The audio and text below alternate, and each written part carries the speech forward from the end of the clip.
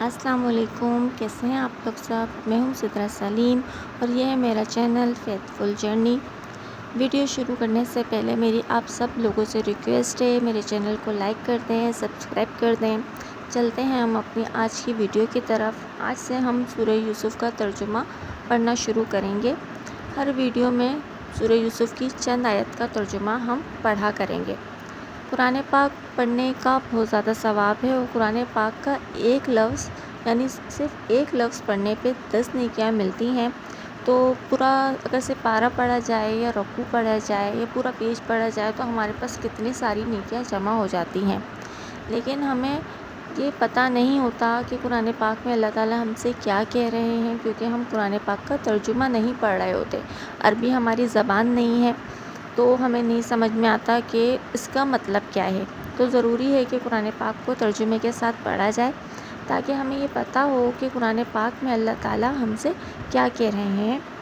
سورہ یوسف قرآن پاک کی بہت زیادہ خوبصورت صورت ہے اور مجھے بہت زیادہ پسند ہے۔ میں جب قرآن پاک پڑھتی ہوں تو مجھے ہر صورت ہی ایسے لگتا ہے کہ یہ سب سے زیادہ خوبصورت ہے۔ جب میں اگلی صورت پہ جاتی ہوں تو لگتا ہے کہ یہ سب سے زیادہ خوبصورت ہے۔ اور سورہ یوسف جب آپ اس کا ترجمہ پڑھیں گے نا تو آپ کو پھر پتہ چلے گا کہ کس طرح سے اللہ تعالیٰ نے حضرت یوسف علیہ السلام کو بادشاہی عطا کی، قید سے رہائی دی، ان کے بھائیوں نے کس طرح ان کو کنویں میں پھینکا اور پھر اینڈ میں ان کے بھائیوں کو اپنی غلطی کا احساس بھی ہوتا ہے، اللہ تعالیٰ ان کو سزا بھی دیتے ہیں اور پھر معافی بھی مل جاتی ہے۔ تو اس حساب سے مجھے لگتا ہے کہ یہ صورت ہے نا، اس میں ہیپی اینڈنگ ہے۔ یہ میرا اپنا نظریہ ہے۔ مجھے یہ صورت جو ہے نا بہت زیادہ پسند ہے کہ مجھے اس میں لگتا ہے کہ اس کی اینڈنگ جو ہے نا ہیپی ہے، تو اس لیے مجھے یہ صورت بہت ہی زیادہ پسند ہے۔ اور اس صورت کے جو مطلب کہ فوائد ہیں نا وہ اتنے زیادہ ہیں۔ قرآن پاک کی ہر صورت کے ہی فائدے ہیں۔ قرآن پاک پورا ہی فائدے مند ہی ہے ہمارے لیے، اور جیسے کہ ہمارے مقاصد ہوتے ہیں اس کے لیے ہم یہ پڑھیں تو ہمیں کامیابی ملتی ہے۔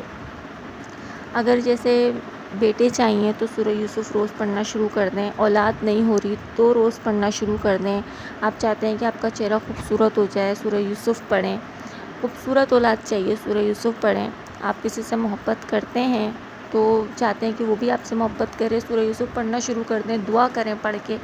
رشتے نہیں ہو رہے تو بھی سورہ یوسف پڑھیں، روزی کا مسئلہ ہے تو پڑھیں۔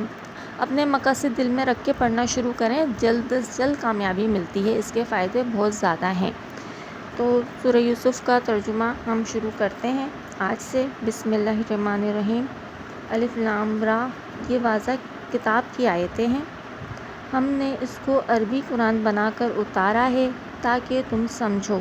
ہم آپ کو بہترین واقعہ سناتے ہیں اس قرآن کی بدولت جو ہم نے آپ کی طرف وحی کیا، ورنہ اس سے پہلے بے شک آپ بے خبروں میں سے تھے۔